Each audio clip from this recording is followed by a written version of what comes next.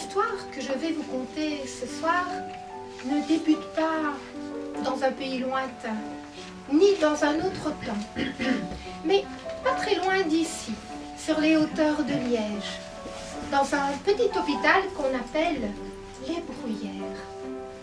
Suivez-moi, marchez sur la pointe des pieds et surtout, soyez légers, légers. Un couloir. Tout au fond du couloir, ciré comme un miroir, une chambre sur la gauche. Elle est occupée par 3 lits. Monsieur Jean, 85 ans, ancien facteur de village. Rose, 40 ans, fille mère, fille de joie. Alice, 70 ans, retraitée, solitaire et grincheuse. Tous les 3 sont reliés à des respirateurs. Leur seul point commun sont leurs poumons en détresse. Sur le mur, face à leur lit, il y a une photo. Elle représente une île. Sur un ciel bleu indigo, il n'y a pas de nuages. Il y a un oiseau, juste un oiseau blanc.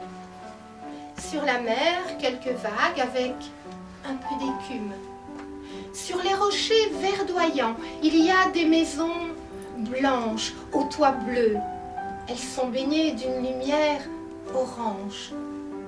Elles diffusent une chaleur. On pourrait presque la sentir en approchant la main. Depuis quelques semaines, les 3 malades n'ont plus communiqué avec le monde extérieur. Mais leurs yeux sont grands ouverts, ils fixent l'île.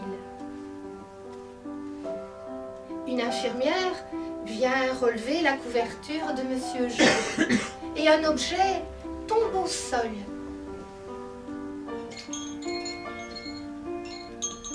C'est un jouet. Ça doit être les petits-enfants de Monsieur Jean qui l'ont oublié tout à l'heure. Le son est très doux et apaisant. L'infirmière le promène sur la tête des patients. À ce moment précis, les 3 malades ferment leurs yeux. Ils sont comme aspirés au fond d'eux-mêmes. Leur corps devient trop étroit. Quand ils rouvrent les yeux, ils se retrouvent dans l'île, pieds nus sur le sable. Leur camisole est soulevée par un vent tiède. Elle ressemble à des voiliers qui ont pris le large. Rose se tourne vers Jean et Alice. Regardez, respirez à plein poumon, n'ayez pas peur. Et sentez ce parfum d'iode, de pain et surtout de liberté. Oh la bimbo, il y a trop de rochers sur cette île. J'étais bien mieux dans mon lit, moi. Monsieur Jean, lui, ne dit rien. Il est enivré. Il titube sur ses jambes frêles. Rose lui prend le bras et tous deux se dirigent vers une des maisons blanches.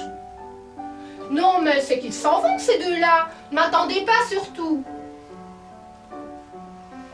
Lorsqu'ils arrivent dans la maison blanche, l'intérieur est très coloré, très chaleureux. La table est dressée. 3 assiettes, 3 verres, 3 enveloppes.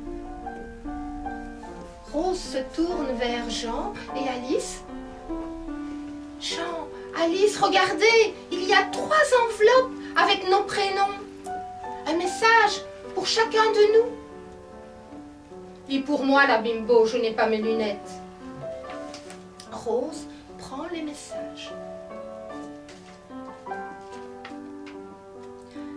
Parfois, les adieux sont la seule issue. C'est pour toi, Jean.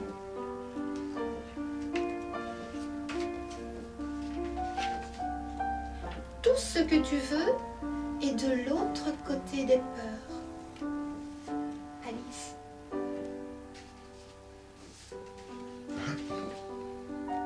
Le monde ne change pas. Seule ta place dans le monde change. C'est pour moi. Ils se regardent, ne comprennent pas. Leurs yeux sont des grands points d'interrogation. Ils boivent l'eau légère. Elle arrive dans leur verre sous forme de bulles.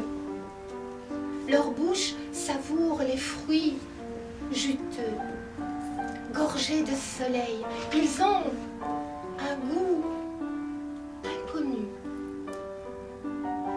Au dehors, on entend des voix, des rires et un prénom. Jean! Jean! Monsieur Jean se précipite à l'extérieur. Il est suivi de Rose et Alice. C'est une dame qui crie son nom. Elle actionne un cerf-volant immense. Jean s'approche d'elle. Il l'embrasse. Il a l'air de la connaître. Il la connaît. Et même très bien. Il y a 60 ans, ils se sont dit oui. Un vent froid se lève. Le sable sous leurs pieds vibre. Les secousses sont de plus en plus fortes. Monsieur Jean tend les manettes du cerf-volant à Alice et Rose. Il est temps pour vous de rentrer à présent. Moi, je choisis de rester sur l'île. Ils ont besoin d'un facteur ici. Mais Jean, il n'y a aucune boîte aux lettres sur l'île. Rose, j'ai des mots à distribuer. Tous les mots que je n'ai pas pu dire. Rose et Alice se cramponnent à la manette du cerf-volant. Ils les emportent vers le ciel indigo de l'île. Elles sont aspirées par une lumière blanche et aveuglante. Tout autour d'elles, elles distinguent des silhouettes en blouse blanche. Elles se retrouvent dans leur lit d'hôpital. Le 3e lit est vide. Le regard de Rose et d'Alice va du lit vide à la photo de l'île. Et dans le ciel bleu, indigo, quelque chose a changé. Il y a 2 oiseaux blancs. Elles se regardent en souriant. Rien ne sera plus jamais comme avant. Il y a des choses qui échappent au vent du temps. Ces choses qui permettent de croire à l'impossible, de croire que tout est possible.